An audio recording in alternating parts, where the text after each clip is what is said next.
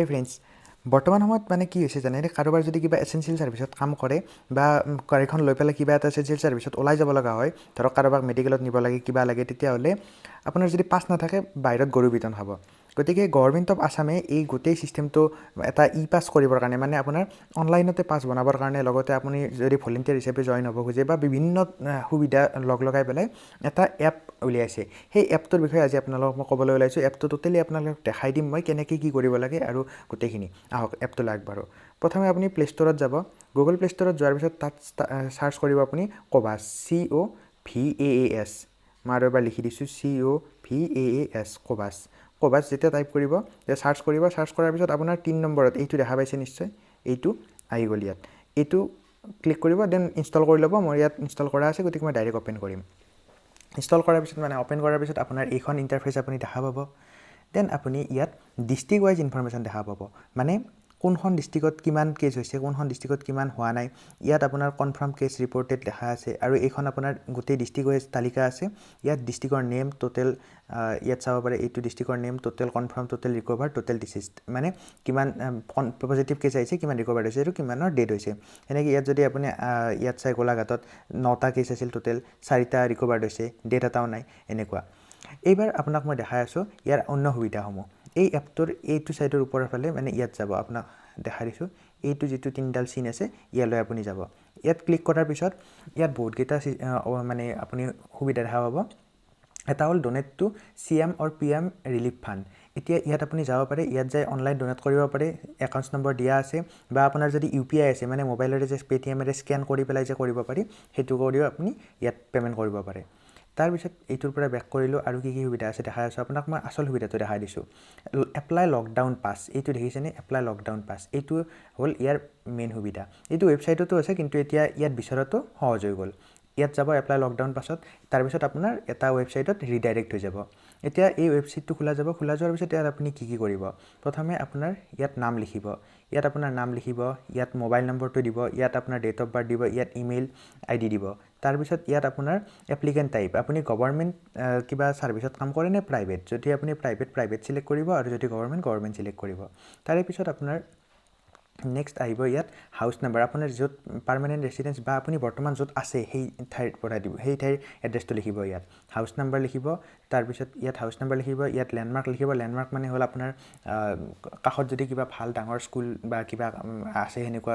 ঠাই জনাজাত ঠাই তেনেকুৱা তাৰপিছত ভিলেজ চিটি এইবোৰ তাৰপিছত ডিষ্ট্ৰিক্ট সিলেক্ট কৰিব পুলিচ ষ্টেচন পোষ্ট অফিচ আৰু ব্লকটো মেণ্ডেটৰী নহয় যদি আপুনি একো ব্লকত নপৰে তেতিয়াহ'লে এইটো লিখিবৰ দৰকাৰ নাই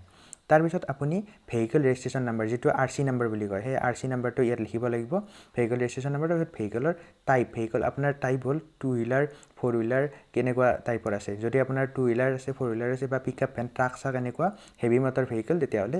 4 হুইলাৰ হ'লে বা খাৰচাৰ হ'লে LMBত আহিব তাৰপিছত নাম্বাৰ অফ পাৰ্চন কিমানজন যাব গাড়ীখনত সেইটো লিখি দিব একেলগে কাৰণ পুলিচে সেই টাইমত চেক কৰাৰ টাইমত পাঁচখন চাই আৰু আপোনাৰ গাড়ীত কিমানজন মানুহ আছে সেইটো চেক কৰে পাছ ফ্ৰম ডেট আৰু পাছ টু ডেট কিমান তাৰিখৰ পৰা পাছটো আপোনাক লাগে ইয়াত লিখিব আৰু কিমান তাৰিখৰ লৈ লাগে সেইটো ইয়াত লিখিব ইয়াত লিখা নাযায় ডাইৰেক্ট আপুনি ইয়াত যে সিলেক্ট কৰিব লাগিব ডেটটো সিলেক্ট কৰিব লাগিব ইয়াত যে ধৰি লওক মই 17 তাৰিখৰ পৰা লাগে মোক আৰু 4 দিন পিছলৈ লাগে 21 তাৰিখলৈ মই এই তাৰিখে ডেটটো সিলেক্ট কৰি দিলোঁ তাৰপিছত ফ্ৰম সোৰ্স অফ ৰুট মানে কোনটো ঠাইৰ পৰা আপুনি কোনটোলৈ যাব ইয়াত সোৰ্স লিখিব ধৰি লওক মোৰ ঘৰ নলবাৰীত মই ইয়াত নলবাৰী লিখিলোঁ যাম গুৱাহাটী ইয়াত মই গুৱাহাটী লিখিলোঁ হেনেকে তাৰপিছত পাৰপাস অফ ট্ৰেভেল কিয় যাব মেডিকেল যদি আপোনাৰ কাৰোবাক হস্পিটেলত লৈ যাব লগা আছে কিবা আছে হেনেকুৱা তেতিয়াহ'লে মেডিকেল হ'ব collection and distribution of grocery goods এইটো আপোনাৰ কাৰোবাক যদি দান চান কৰিব যায় দূৰলৈ হেনেকুৱা কামত ল'ব পাৰে নতুবা আপোনাৰ দোকান আছে কিবা হেৰি আছে হেনেকুৱা টাইপত গভৰ্ণমেণ্ট ডিউটি এটোটো আৰু গভৰ্ণমেণ্টৰ অফিচিয়েলৰ কাৰণে হ'ব তাৰপিছত আদাৰ এসেনশিয়েল আৰু এইফালে ration of ways distribution and tea garden area যদি চাহ বাগিচা থকা জায়গাত আপুনি যায় তেতিয়াহ'লে এইখনৰ কাৰণে স্পেচিয়েল হ'ব তাৰপিছত collection of vegetable fruits and etcetera সেইবোৰৰ কাৰণে এইটো লাষ্টৰ অপশ্যনটো সিলেক্ট কৰিব যদি আপুনি কিবা ফ্ৰুইট এইবিলাক সিলেক্ট কৰবাৰ পৰা কালেক্ট কৰিব যায় লগতে ৰিমাৰ্কছ ইয়াত জাষ্টিফাইং ট্ৰেভেল এইটো আপুনি দিবই লাগিব এই ৰিমাৰ্কছত আপুনি কি লিখিব মানে আপুনি কিয় যায় আছে বা আপোনাৰ উদ্দেশ্য কি যোৱাৰ আপুনি কি উদ্দেশ্য লৈ পেলাই সেই বস্তুটো সেই কামটো কৰিব যায় আছে সেইটো লিখিব তাৰপিছত ইয়াত চাব select office to submit application. এতিয়া কোনটো অফিচত ছাবমিট কৰিব, মানে আপুনি ধৰক আপোনাৰ ডিষ্ট্ৰিক্ট, মই ধৰি লওক মোৰ ডিষ্ট্ৰিক্ট নলবাৰী, গতিকে মই ক'ত চিলেক্ট কৰিম, মই ইয়াত নলবাৰীত চিলেক্ট কৰিম, মানে মোৰ নলবাৰীৰ অফিচৰ থ্ৰুৰে যাব। তাৰপিছত ইয়াত আই এগ্ৰীত ক্লিক কৰিব। ইয়াত এইটো দেখা পাইছে আই এগ্ৰী, ইয়াত এই যে সন্মুখৰ বাকচটো আছে সেইটো টিক কৰি দিলে টিকডাল আহি যাব, এনেকৈ গুচি গ'ল আৰু আহি গ'ল। তাৰপিছত ইয়াত ডিক্লাৰেশ্যন এইটো, দেন আপোনাৰ এইটো কেপচা ক'ড, এই যিটো নাম্বাৰ লিখা আছে এই নম্বৰটোৱে ইয়াত ছেম লিখি দিব।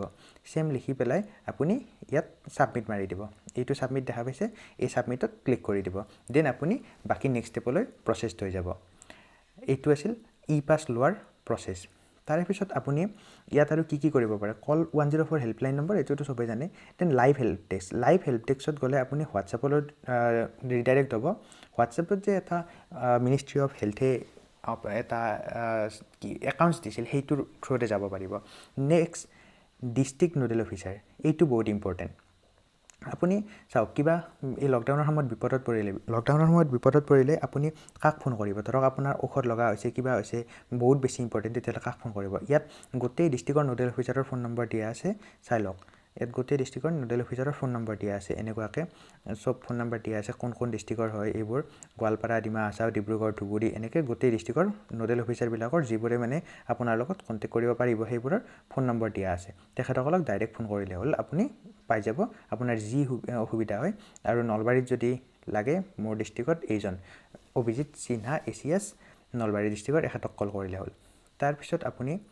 আৰু কি কৰিব পাৰিব, ইয়াত গভৰ্ণমেণ্ট এডভাইজৰী, ইয়াত গভৰ্ণমেণ্টে কিবা যদি এডভাইচ দিয়ে, লাইক এৱাৰনেছ মিডিয়াত আপুনি হাত কেনেকৈ ধুব লাগে, মাস্ক কেনেকৈ বনাব লাগে, সেইবোৰ আছে। নেক্সট ট্ৰেভেলিং ইনষ্ট্ৰাকশ্যন, আপুনি ট্ৰেভেলিং ইনষ্ট্ৰাকশ্যনত গ'লে কি পাব, যদি ক'ৰবাত ট্ৰেভেল কৰিব যাব লগা আছে, বহুত বেছি ইম্পৰ্টেণ্ট, তেতিয়াহ'লে কেনেকৈ ট্ৰেভেল কৰিব, কি কৰিব, কিমানখিনি যাব, কি নাযাব, ক'ত, সেইবোৰ কথা ইয়াত ডিটেইলছত লিখা আছে। দেন জইন এজ ভলেণ্টিয়াৰ, বৰ্তমান সময়ত গভৰ্ণমেণ্টক হেল্প কৰিবৰ কাৰণে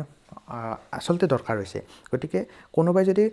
নিজে ভলেণ্টিয়াৰিলি উইলিংলি ওলাই আহিব খোজে গভৰ্ণমেণ্টক হেল্প কৰিবৰ কাৰণে, তেতিয়াহ'লে ইয়াত জইন এজ ভলেণ্টিয়াৰত ক্লিক কৰিব। ক্লিক কৰাৰ পিছত ইয়াত আপুনি গোটেই ডিটেইলছ পাই যাব, মানে ইয়াত আপোনাৰ ফুল নেম লিখিব, নেক্সট আপোনাৰ এৰিয়া অফ কণ্ট্ৰিবিউশ্যন, আপুনি কি ছাৰ্ভিচত কৰিব খোজে, মোৰ হেল্থ ছাৰ্ভিচত কৰা আছিল এইটো, নেক্সট মোবাইল নাম্বাৰ এটচেট্ৰা, বাকী ডিটেইলছখিনি দি যাব। ইয়াত আপুনি কিমান টাইমৰ পৰা কিমান টাইমলৈ আপুনি কৰিব পাৰে, ফোন কল কিমান টাইমলৈ ৰিচিভ কৰিব পাৰে, বা আপুনি টেলিফোন নম্বৰৰ যদি এডভাইজৰীত ভিডিঅ' কনফাৰেঞ্চত পাৰে তেতিয়াহ'লে কিমান টাইম পাৰিব, গোটেইখিনি দিয়াৰ পিছত আপুনি ইয়াত ছাবমিট কৰিব। দেন আপোনাৰ মোবাইললৈ এটা SMS আহি যাব, আৰু যেতিয়াই গভৰ্ণমেণ্টক দৰকাৰ হয় তেতিয়াই আপোনাক কল কৰি মাতি লৈ যাব গভৰ্ণমেণ্টে তেওঁলোকক হেল্প কৰিবৰ বাবে। বাকী আৰু এইখিনিয়ে ইয়াত, আৰু ইয়াত ৱৰ্ল্ড ৱাইড ডাটা আছে, আছাম ক'ভিডৰ পৰ্টেল আছে, আৰু ইয়াত আপুনি গোটেই কনফাৰ্ম কেছ বৰ্তমান কিমানটা এক্টিভ কেছ, 34টা আছিল কনফাৰ্ম কেছ, আজিলৈ 9টা ৰিকভাৰ কৰিলে, মানে 9টা ভাল হ'ল, ওলাই গুচি গ'ল, এজনৰ ডেথ হ'ল, আৰু বৰ্তমান 24টা কি আছে